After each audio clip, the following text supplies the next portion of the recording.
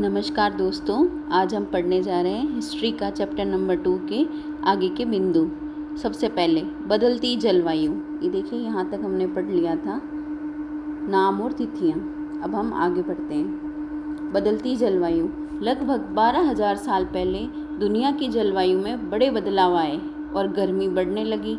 इसके परिणाम स्वरूप कई क्षेत्रों में घास वाले मैदान बनने लगे। इसमें हिरण, बारहसिंगा, भेड़, बकरी, गाय जैसे उन जानवरों की संख्या बढ़ी जो घास खाकर जिंदा रह सकते थे। जो लोग इन जानवरों का शिकार करते थे वे भी इनके पीछे आए और इनके खाने पीने की आदतों, प्रजनन के समय की जानकारी हासिल करने लगे।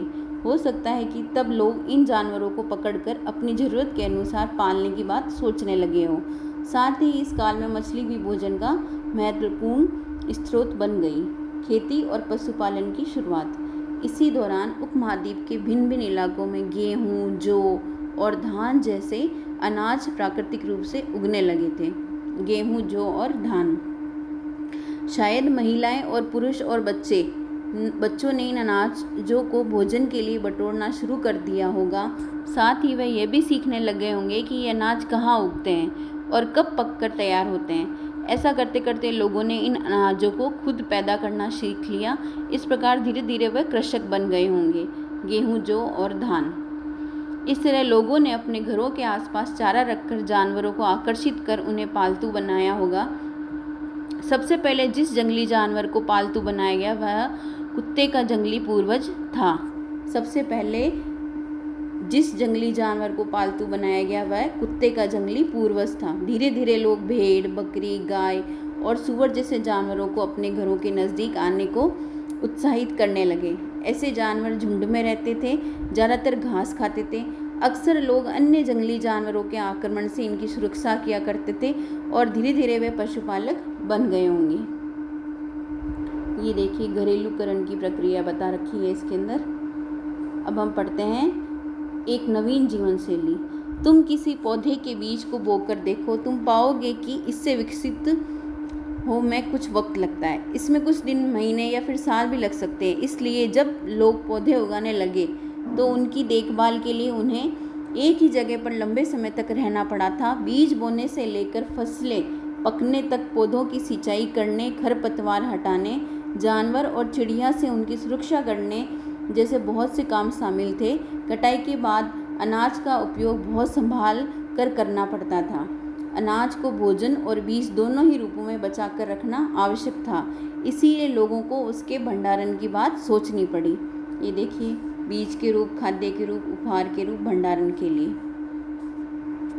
बहुत से इलाकों में लोगों ने मिट्टी के बड़े बड़े बर्तन बनाए और टोकरियां बुनी या फिर ज़मीन में गड्ढा खोदा ताकि वो अनाज को सुरक्षित रख सकें। जानवर चलते फिरते खाद्य भंडार। जानवर बच्चे देते हैं जिससे उनकी संख्या बढ़ती है। अगर जानवरों की देखभाल की जाए तो उनकी संख्या तो बढ़ती ही है, साथ ही दूध भी प्राप्त हो सकता है और ये भोजन का एक अच्छा स्रोत है। यही नहीं, जानवरों से हमें मांस भी मिलता है। दूसरे शब्दों में पशुपालन भोजन के भंडारण का एक तरीका है। आओ आरंभिक कृषकों और पशुपालकों के बारे में पता करें। क्या तुम्हें कहीं नीले वर्ग दिख रहे हैं? ये देखिए, मानचित्र के अंदर है जो हमें देखना है। आगे बढ़ते हैं। जहाँ पुरातत्वविदों को शुरुआती कृषकों और पशुपालकों के होने के साक्ष्य मिले हैं वो नीले वर्ग में दिखाए गए। ये पूरे उपमहाद्वीप में पाए गए। इनमें सबसे महत्वपूर्ण पश्चिमोत्तर क्षेत्र में, आधुनिक कश्मीर में, पूर्वी तथा दक्षिण भारत में पाए गए हैं। ये सब कहाँ पाए गए हैं? पूरे उपमहाद्वीप में पाए गए हैं। और सबसे महत्वपूर्ण है जो पश्चिमोत्तर में, आधुनिक कश्मीर में और पूर्वी तथा दक्षिण भारत में पाए गए हैं। ठीक है, आगे बढ़ते हैं स्थायी जीवन की ओर। पुरातत्वविदों को कुछ पुरास्थलों पर झोपड़ियों और घरों के निशान भी मिले हैं, जैसे बुर्ज होम जो वर्तमान कश्मीर में है के लोग गड्ढे के नीचे घर बनाते थे जिन्हें गर्तवास कहा जाता था। ये इम्पोर्टेंट है। गर्तवास किसे कहा जाता है? लोग गड्ढे के नीचे जहाँ घर बनाते हैं उन्हें। और बुर्ज होम कहाँ है? वर्तमान कश्मीर में। इनमें उतरने के लिए सीढ़ियाँ होती थी, इससे उन्हें ठंड के मौसम में सुरक्षा मिलती थी। आगे देखते हैं। बहुत सारी जगह से पत्थर के औजार भी मिले। इनमें से कई ऐसे हैं जो पूरा पाषाण युगीन उपकरणों से अलग है, इसलिए हम इन्हें क्या कहेंगे, नवपाषाण युग का हिस्सा मानेंगे। इसमें वो औजार आते हैं जिनमें धार की और अधिक पैना करने के लिए उन पर पॉलिश चढ़ाई जाती थी। ओखली और मुसल का प्रयोग अनाज तथा वनस्पतियों से प्राप्त अन्य चीज़ों को पीसने के लिए किया जाता था। आज हजारों साल बाद भी ओखली और मुसल का प्रयोग अनाज पीसने के लिए किया जाता है। उसी तरह प्राचीन प्रस्तर युगीन औजारों का निर्माण और प्रयोग लगातार होता रहा है। कुछ औजार हड्डियों से भी बनाए जाते हैं। ये देखिए,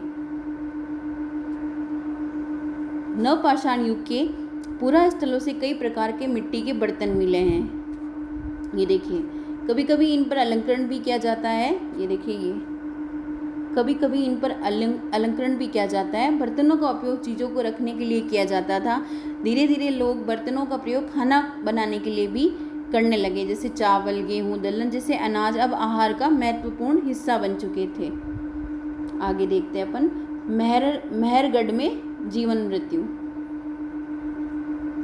ये देखिए, ये मेहरगढ़ के घर का चित्र है। इसमें देखो, ये दिख रहा है चारों तरफ से। ये ईरान जाने वाले सबसे महत्वपूर्ण रास्ते बोलन दरे के पास एक हरा भरा समतल स्थान है। मेहरगढ़ संभवतः वह स्थान है जहाँ के स्त्री पुरुषों ने इस इलाके में सबसे पहले जो गेहूँ उगाना और भेड़ बकरी पालना सीखा था। तो ये ईरान जाने वाले महत्वपूर्ण रास्ते बोलन दरे के पास है, एक हरा भरा समतल स्थान है। मेहरगढ़ वह है स्थान है जहाँ के स्त्री पुरुषों ने इस इलाके में सबसे पहले जो गेहूँ उगाना और भेड़ बकरी पालना शुरू किया था। और यहाँ विभिन्न प्रकार के जानवरों की हड्डियाँ भी मिली है। इनमें हिरण तथा सूअर जैसे जंगली जानवर तथा भेड़ और बकरियों की हड्डियाँ हैं। मेहरगढ़ में इसके अलावा चौकोर तथा आयताकार घरों के अवशेष भी मिले हैं। प्रत्येक घर में 4 या उससे ज़्यादा कमरे हैं, जिसमें से कुछ संभवतः भंडारण के काम आते होंगे, अनाज वगैरह रखने के लिए। चौकोर तथा आयताकार घरों के अवशेष मिले हैं मेहरगढ़ में।